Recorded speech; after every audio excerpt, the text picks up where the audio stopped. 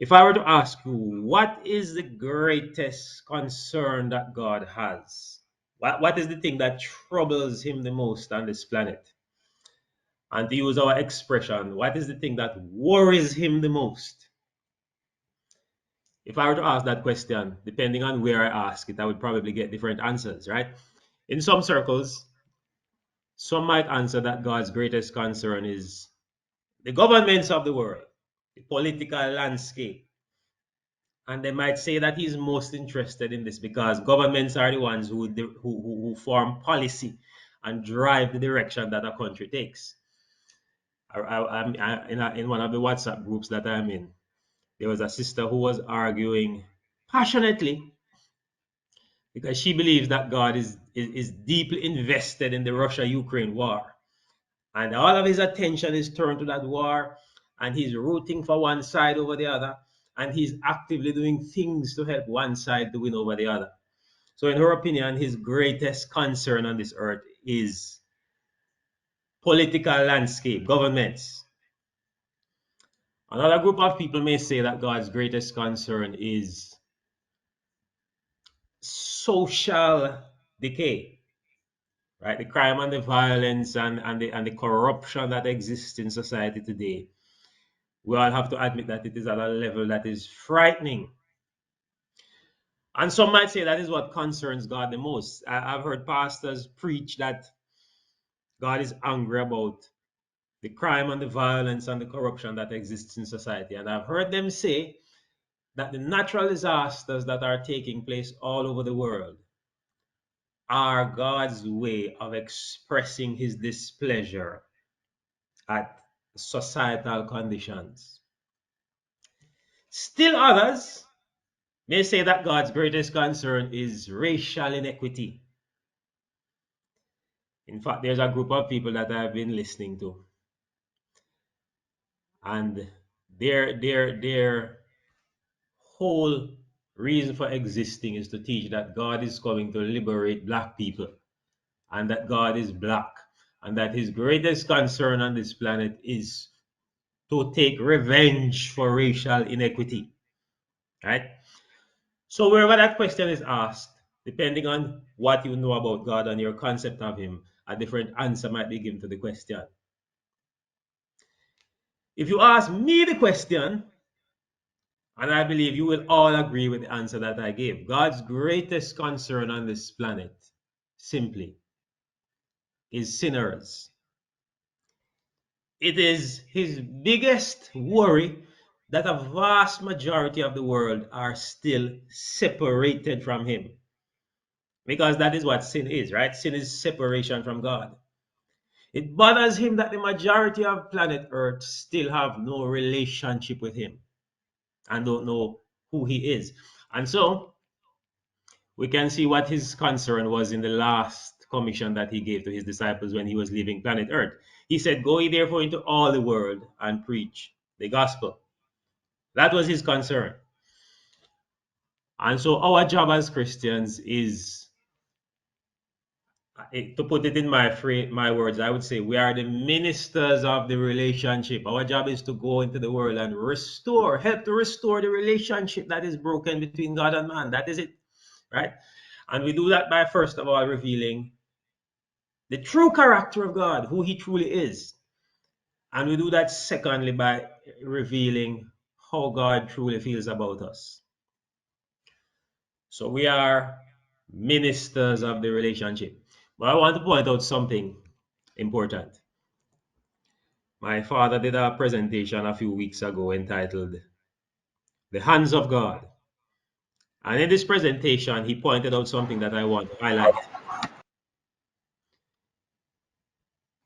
In this mission of preaching the gospel, even though it is such a great burden on the heart of God, God himself is not the one who actively comes and preaches the gospel. Right? Jesus doesn't leave heaven and come and preach the gospel. Can you imagine if the angel Gabriel were to appear, let's say, in the middle of New York this morning and start preaching? This bright, shining being declaring the gospel would probably win millions of souls in a day, right? Vast majorities of people would probably turn to the gospel. But in the plan of salvation and the way things are set up, it has been given to men to be the ministers of the gospel. So Jesus himself doesn't minister personally, and angels are not the ministers. We are his hands, right? We are the ones who are supposed to carry out this commission. And so this principle holds true in what I want to look at this morning. Because while we agree that sinners are God's greatest concern, I want to point out that there's another set of people, another group of people who are of very great concern to God. And as a result, they are supposed to be the responsibility of us who are his hands. There's another group of people who God is very concerned about. And I want to look at a verse to confirm what I was saying. Now, I had promised that the last time, I promised that I would be showing the Bible the next time I present, but I don't see my father and he has to give me control. So I'm happy to do things the old fashioned way this morning again. All right, I'm going to read. There he is now, but I proceed. All right. Let me just read what I.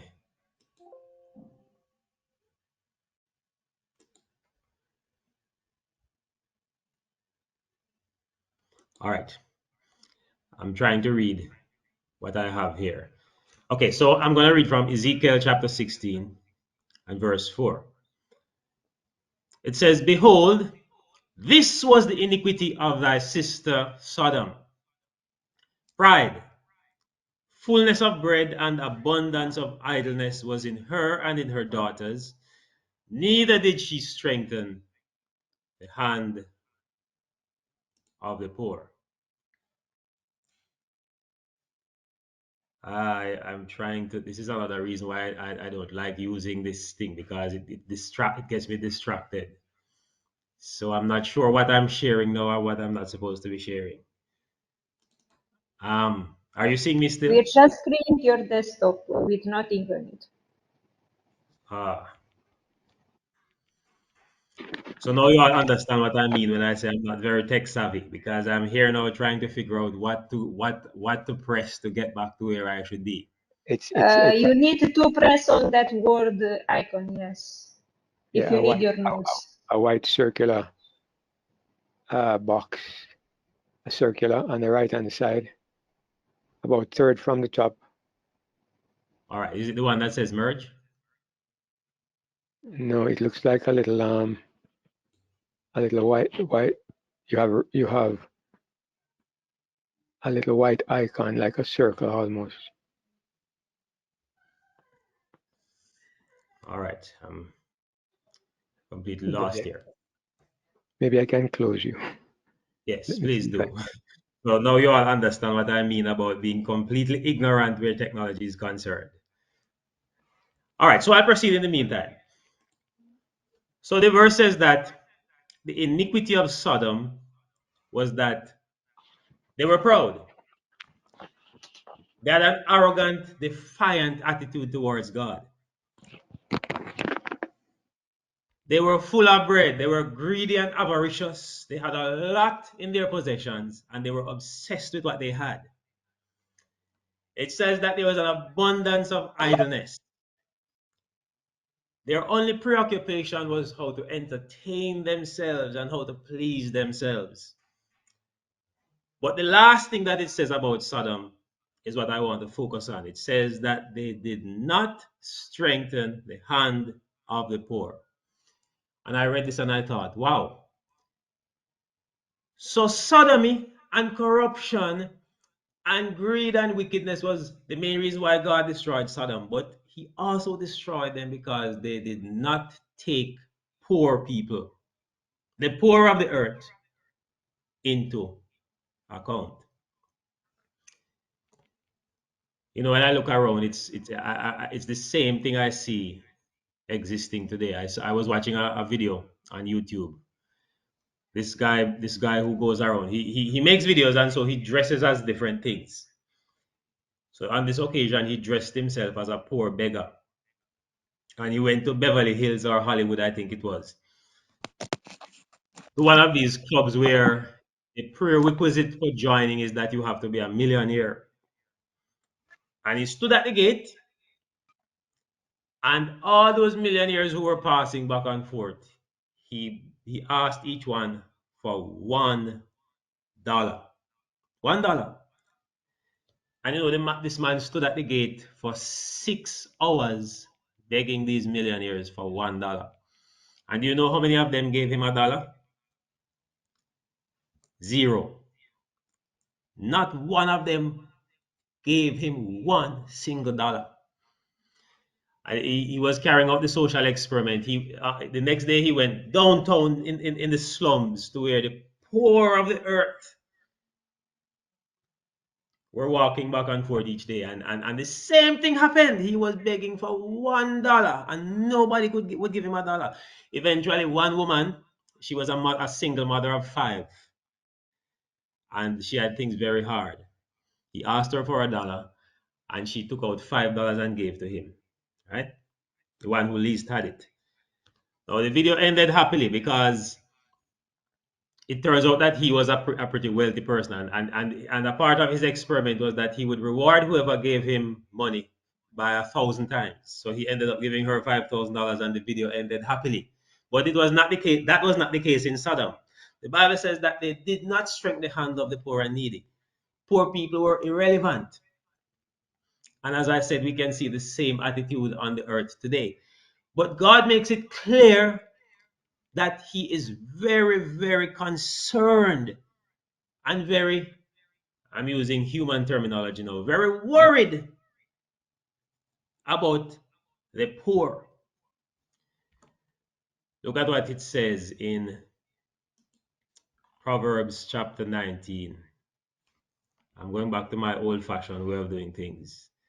Proverbs chapter 19, and I'm going to read verse 17.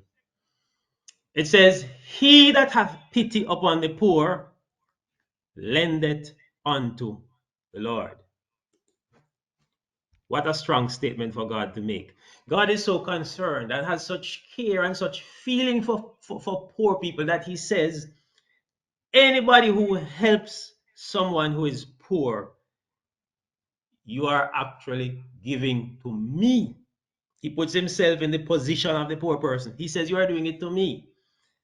And in addition to that, whatever you give to that poor person, God says, I will repay it to you. Can a person want more incentive than that? He says, you are doing it to me, and I am the one who will repay what you have done.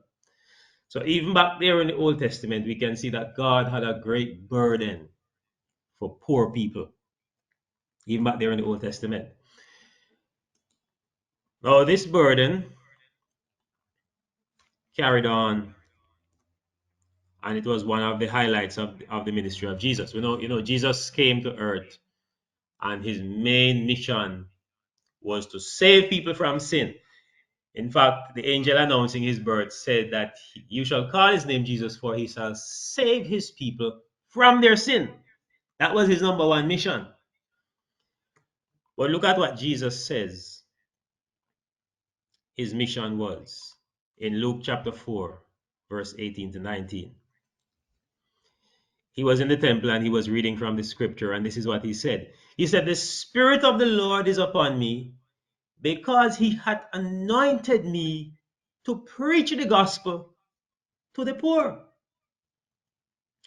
So I am submitting to you that when Jesus said, preach the gospel to the poor, he was not limiting preaching the gospel to just speaking words to poor people. What he was saying is that I am here to minister to those who are poor. That was one of the aspects of his ministry. And he goes on further to expound on who the poor are. We tend to think of poor people as those who don't have much money, those who live in the street. And all of that is correct. But Jesus expanded on that to show you who the poor people that we're supposed to minister to are. He says, He had sent me to heal the brokenhearted. So anybody who has a broken heart, who is suffering mental anguish and distress, is poor. To preach deliverance to the captives. Anybody who is held captive, whether mentally or otherwise, is poor. And recovering of sight to the blind. And he sums it up now, to set at liberty them that are bruised. This was the mission of Jesus. It wasn't just to save people from sin, it was to minister and to tend to all those who were less fortunate, all those who were in need of a helping hand, a kind word, some attention. Jesus said, my mission on this earth is to find time to cater to anybody who is in need of my help. That is who the poor are. And the mission of Jesus is the same mission that is given to his hands. That is us. To minister to the poor. Jesus goes on to expound on what he says and explain a little more clearly how and why poor people should be a burden to us as his children. Look at what he says in Matthew chapter 6. I'm going to read a few verses here. He says, take heed, be careful that you do not do your alms before men to be seen of them. So when you're helping poor people, when you're doing something for those who are less fortunate, Jesus says, don't do it for others to see what you're doing. Why? Otherwise, you have no reward of your Father which is in heaven. When you do things for others to see, God does not honor and respect that.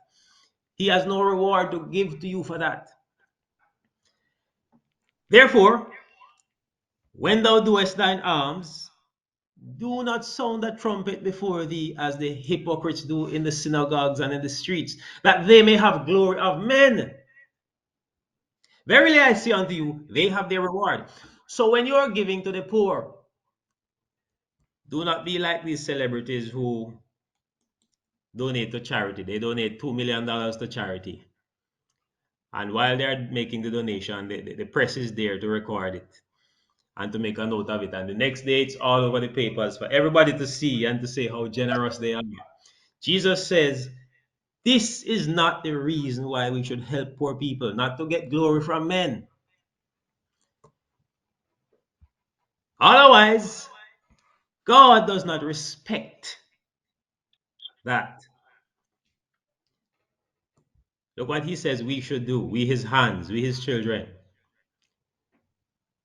I'm reading from Matthew chapter 6 and I'm at verse 3. He says, but when thou doest alms, let not thy left hand know what thy right hand doeth. So when you are giving to the poor and helping those in need, when you are doing your good deeds, Jesus says it must be something that you do in secret. Why? That thine alms may be in secret. And here he endorses what is said in Proverbs now. He says, thy Father which sitteth in secret himself shall do what? He shall reward thee openly. So what is the reason? What is the motive in helping those who are poor? Well, it's obvious based on what Jesus is saying here. He says you should do it in secret. When you do it in secret, only one person knows what you have done. Well, the person you have helped and the Father which seeth in secret. And so obviously the motivation is not to get glory from men. It's not for your brethren to say, wow, brother so and so is so kind and charitable. A lot of these organizations, as I said, they are very kind. They donate to charity. They help a lot of poor people. We have an organization here in Jamaica called Food for the Poor.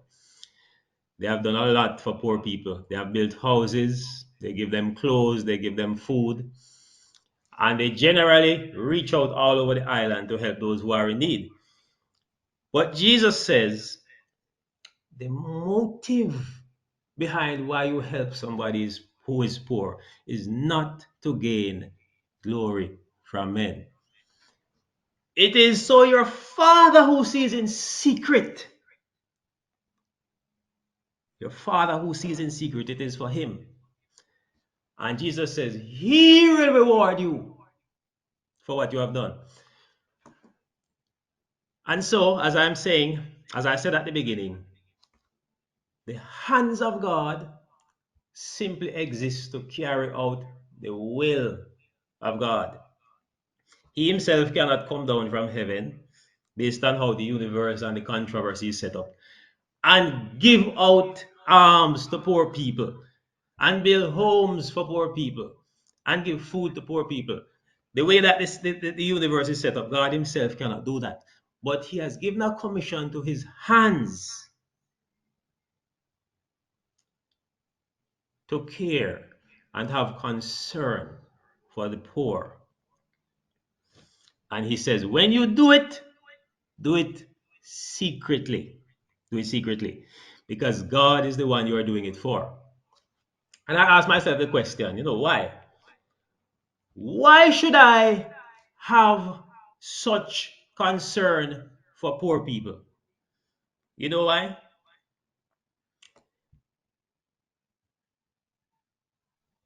Sometimes I go to visit my mother and I'll ask her, how are you feeling today? Many times she will say, I'm okay.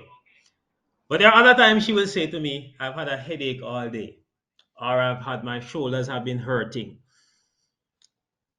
And when she says this to me, you know what? It concerns me. Because when you care about somebody, whatever concerns and bothers that person, it also concerns and bothers you if you truly care about the person. And so, if I say I love God and His Spirit lives inside of me, you know what? Whatever cares and concerns He has, they become the cares and concerns of me also because I love him and I want to please him. And if something is bothering him and I have the ability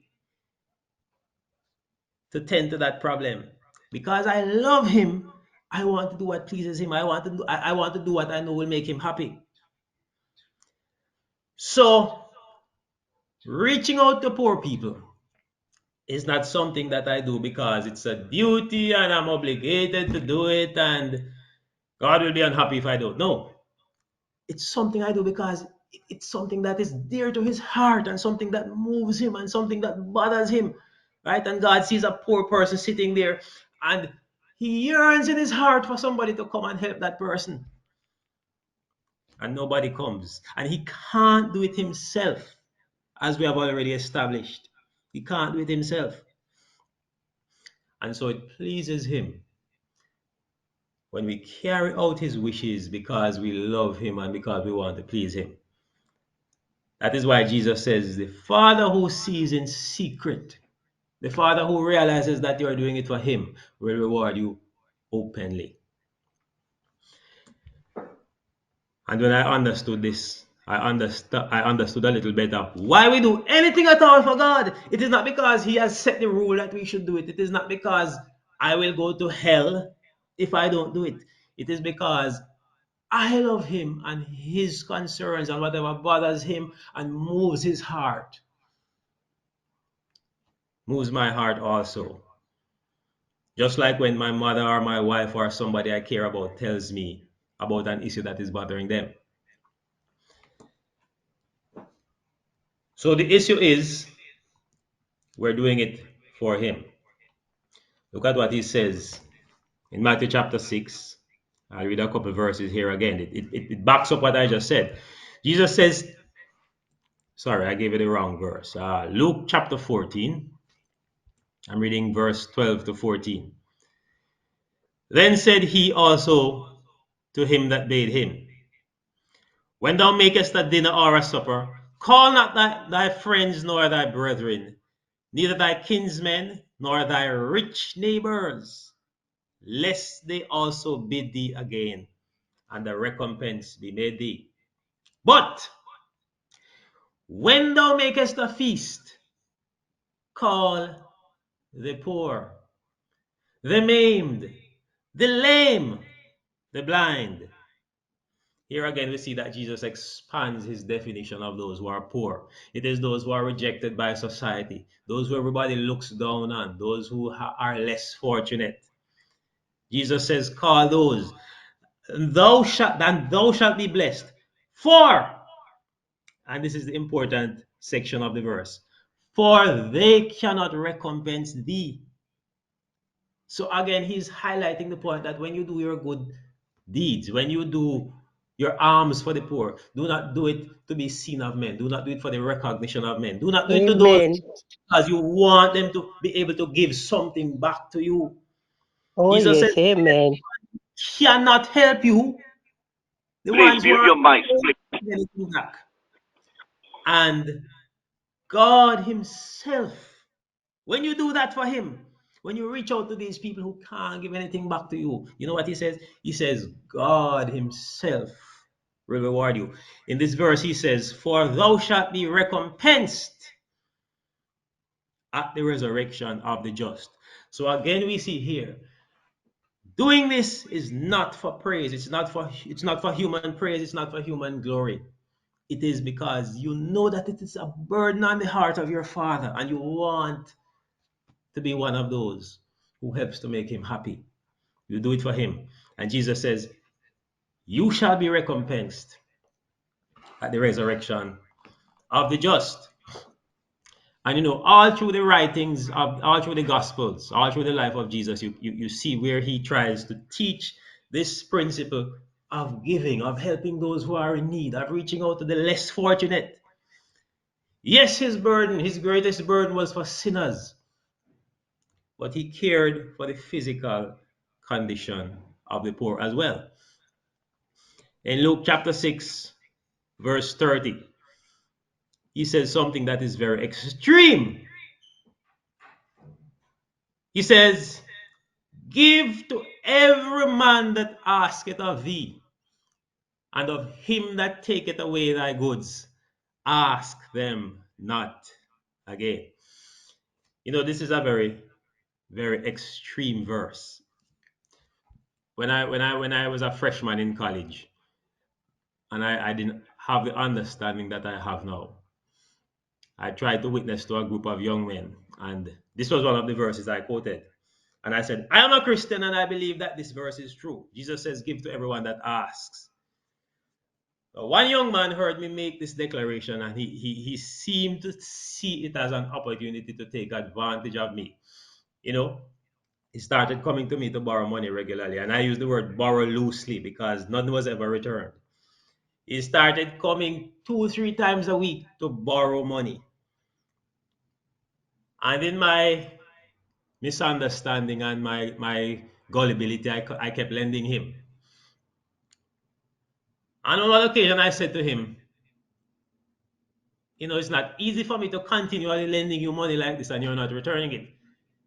He said, didn't you say to me that the Bible says, give to whoever asks of you, and anybody you give to you should not ask back for it? He used the same verse against me. And as I said at that time, I didn't understand the full interpretation of the verse. So I was caught between the devil and the deep blue sea, right? Eventually, he transferred to another institution. So I was rescued of the scourge of him nagging me constantly, right? Of course, now I understand that Jesus did not mean this verse literally, right? Jesus was accustomed, as we know by now, to speak in extremes to emphasize certain points. Jesus was not saying if a man has $1 million and he comes and asks you for your $10, you should take your $10 and give to him. Obviously, that man does not need your $10. He wasn't saying you should be stupid. What he was highlighting was a principle. And the principle is the attitude that you should have towards others. Always be willing first to give.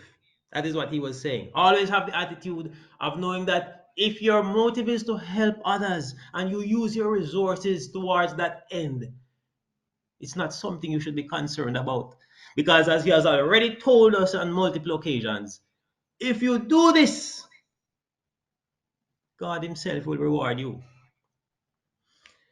And throughout my life, I have seen where all of that money that I lent to that young man, it came back to me in other ways and more. Right? Because God knew that the motive of my heart in doing it was pure, even though it might have been foolish. And as he promised, he who saw in secret rewarded me many, many times over. But as I said, what Jesus was doing was highlighting a principle, an attitude that his children should have to always be willing to reach out. A lot of us, our first attitude, our first approach is to hold off the person, right? I'll admit.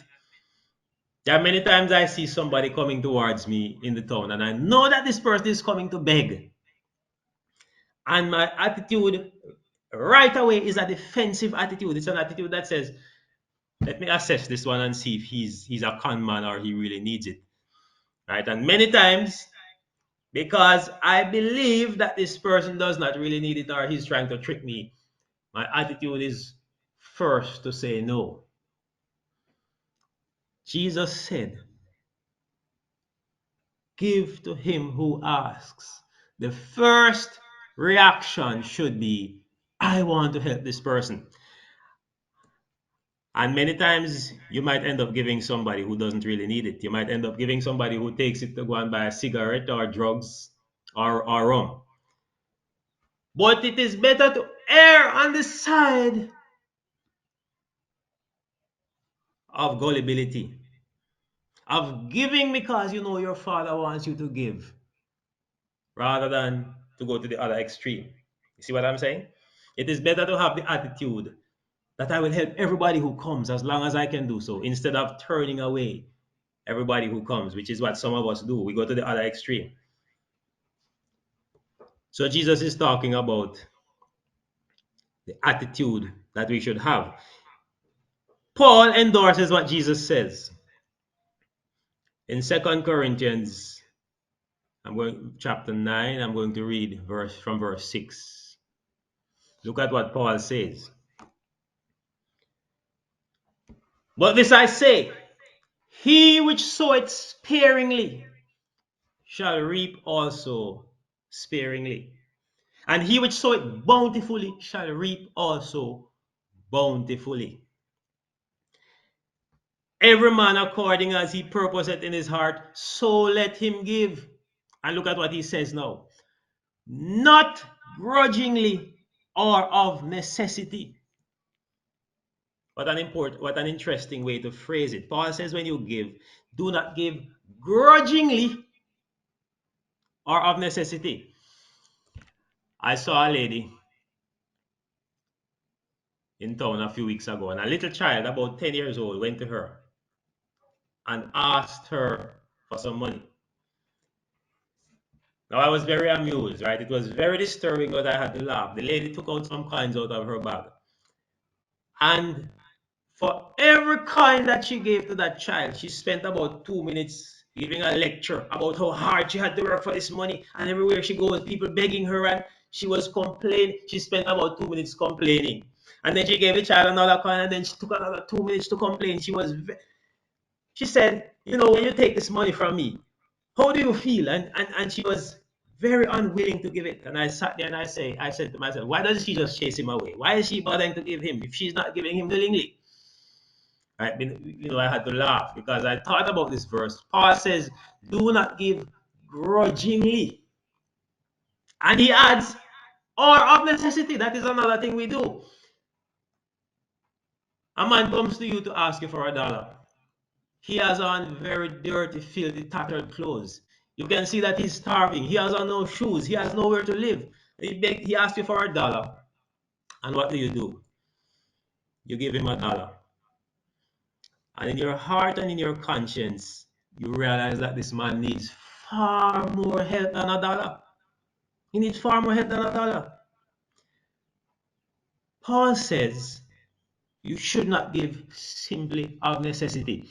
And then he says something which drives the point home forcefully, more forcefully than I can say. So let me read what he says. The end of the verse, look at what he says. For God loveth a cheerful giver. God loveth a cheerful giver. What a strange thing to say. We know that God loves everybody. But Paul is saying a special pleasure, a special joy is stimulated in the heart of God when one of his children gives cheerfully, with the right attitude, and understanding that this act that I'm doing, I'm not doing it for this person who is standing in front of me. I am doing it for my master because I know that that is what he wants me to do. And I know that if he was standing here, this is exactly what he would do. And so you give the person asks for $1 and you give him $100 because you realize that he needs it and you realize that you're doing it for God. And Paul says, God loves a cheerful giver. His heart is extra moved by such a person. He has special pleasure in such a person. And he goes on. And God is able to make all grace abound toward you, that he always having all sufficiency in all things may abound to every good work. So he's expounding on the same principle again. Whatever, if you give $1,000, God is able to give you back 100,000. Whatever you use to help his creatures who are in misery, God himself is more than capable of replacing it. So don't worry about giving away your last $100 or your last $50 because the one you are doing it for is more than able and capable of replacing what you use and giving you far more than that. And he finishes off by saying, as it is written, he had dispersed abroad, he had given to the poor, his righteousness remaineth forever. So Paul is here emphasizing the point that God has a burden and a concern and pity and a longing for his children to reach out to the poor. I hope you're with me so far. So now I come to this story that I found very interesting. We all know this story. In Matthew chapter 19, a rich young man came to Jesus, the rich young ruler. I know I'm doing a lot of reading this morning, so please bear with me when I'm going to read again.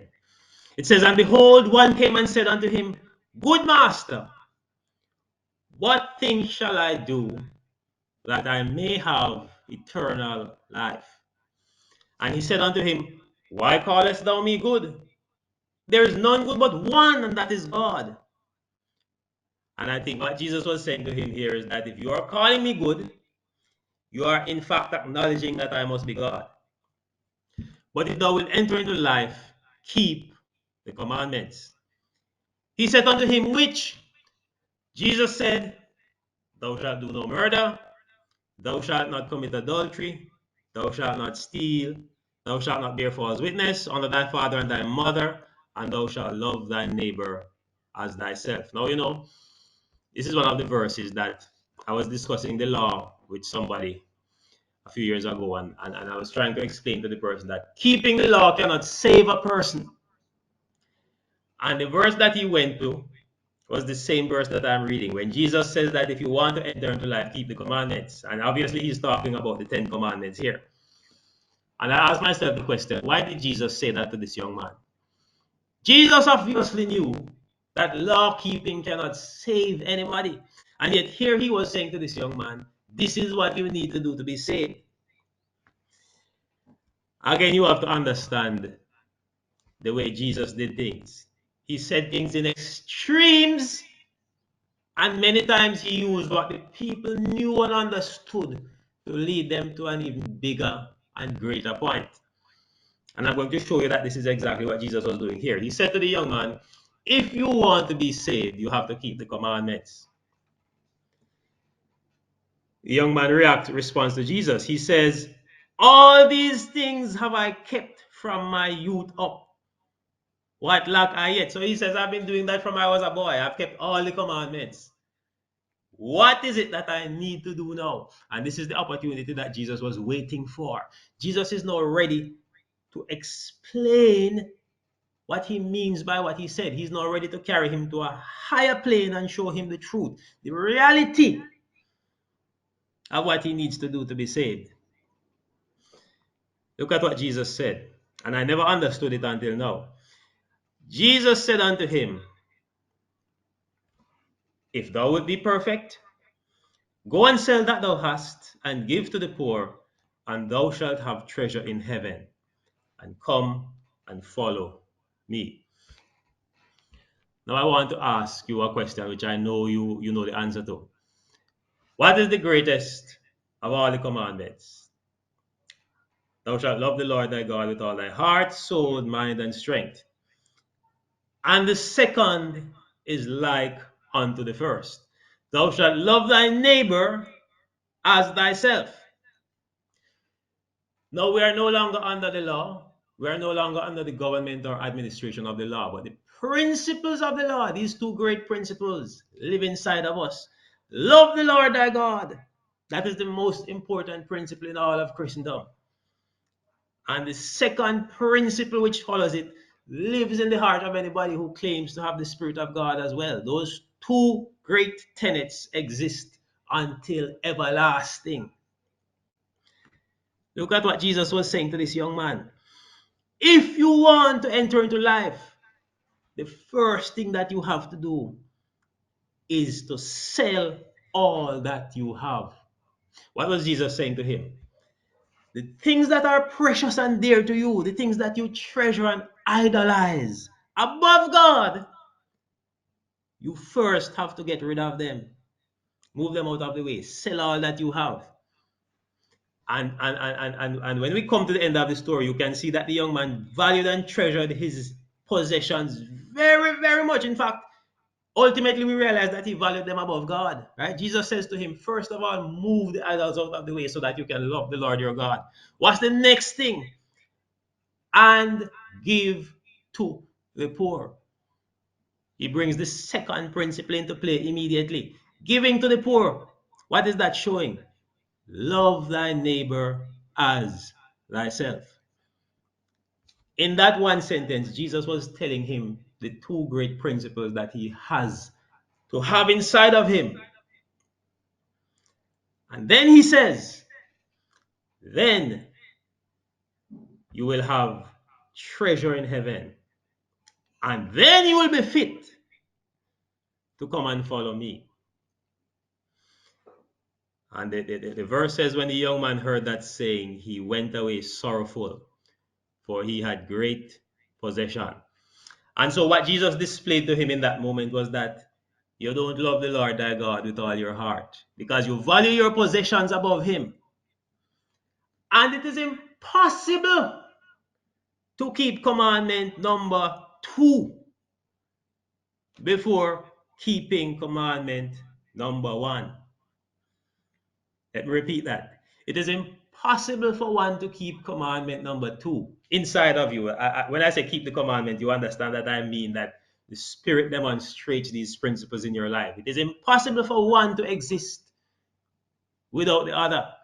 The only way you can love your neighbor as yourself is if you love the Lord thy God with all your heart first. And when you have come to the place that you love the Lord thy God with all your heart, then what? Whatever concerns him and moves him and stirs him, you know what? It concerns and moves and stirs you also because your motive in doing everything is love for him.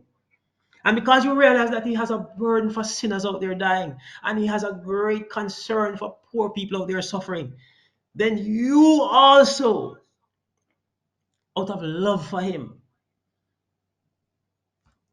you have that burden also. I mean, it will come from you naturally when the Spirit is inside of you. But no compulsion will have to say to you, that person is in need of help. Go and help him. Because your love for him leads you to love your fellow men as well. And that is the principle that Jesus was trying to teach this rich young man. He took his preconceived, erroneous ideas, built on them, and led him to something. Well, he tried to lead him to something that was far greater. And of course, we know that the young man could not abide it. So I hope you're following what I'm saying so far. Now I'm going to wrap up with this final passage, which summarizes just how important God considers the way we treat the poor. Jesus tells a parable in Matthew chapter 25, and I again ask your indulgence for all the reading I'm doing, but sometimes that is necessary to bring across the point. So Matthew chapter 25, I'm going to read a few verses from verse 31. He says, "When the Son of Man shall come in his glory, and all the holy angels with him, then shall he sit upon the throne of his glory. And before him shall be gathered all nations, and he shall separate them one from another, as a shepherd divideth his sheep from the goats. And he shall set the sheep on the right hand, but the goats on the left. Then shall the king say unto them on his right, Come ye blessed of my Father, inherit the kingdom prepared for you from the foundation of the world." Look at what Jesus goes on to say now. "For I was an hungered, and ye gave me meat." All these categories I'm listing now come under what Jesus considers to be the poor of the earth. He says, "I was hungered, and ye gave me meat. I was thirsty, and ye gave me drink. I was a stranger, and ye took me in. Naked, and ye clothed me. I was sick, and ye visited me. I was in prison, and ye came unto me." Then shall the righteous answer him, saying, "Lord, when saw we thee an hungered and fed thee, or thirsty and gave thee drink? When saw we thee a stranger and took thee in, or naked and clothed thee? Or when saw we sick or in prison and came unto thee?" We all know this verse. We are all familiar with the verse, but I want you to listen to the verse, and I want you to remember the verse. Look at what Jesus says in verse 40. "And the king shall answer and say unto them, Verily I say unto you, inasmuch as ye have done it unto one of the least of these my brethren, ye have done it unto me." What a very important story. What Jesus is saying here is that at the end of time, you can say at the judgment if you wish, when the lives of the people of God are taken into consideration, one of the evidences that they have his spirit, one of the evidences that they belong to him, will be the way that they treated the poor. That is what the story is saying. It will be the way that they treated the poor. It is the way that they showed love to their fellow men, the less fortunate. And the story goes on, the parable goes on to show the opposite is also true. Later down, he says, "Inasmuch as ye have not done it unto the least of these, my brethren, ye have not done it unto me." And so, the point of what I'm trying to say here, brethren, is that God has a great burden in his heart for the poor, for those who are less fortunate. And we who are his hands are the ones who have been commissioned to carry out this burden that God has. We are the ones who have been given the burden that Jesus had. And God says, when you take on this mantle, this responsibility, when you give from what you don't even have, he himself will be so pleased, so happy to see these people taken care of. He himself will reward and take care of you and give you back what you have given to these people. And we all understand that salvation is not something that is a works-based thing. I'm not saying in any way that you should consider this a work that is necessary for salvation or that God requires as a rule. What I'm saying is that when we love him and when we understand him and understand his heart, then the things that bothers him and moves his heart will move our heart. And so no compulsion is necessary to tell us to take on the same things that he would take on when if he were here. And in fact, that he did take on when he was here. Because we are his hands.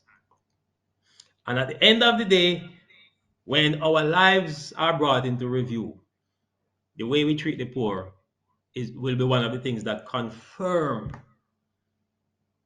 that we had his spirit in our hearts. So I'm going to stop here this morning. I know I read a lot and I hope I didn't bore you, but I hope that the point came across the way I wanted it to, and that we will all now consider more carefully the way we relate to others and the attitude we have towards others who are less fortunate than we are. So thank you very much for listening, and I pray that God will bless all of us as we go throughout the remainder of the day.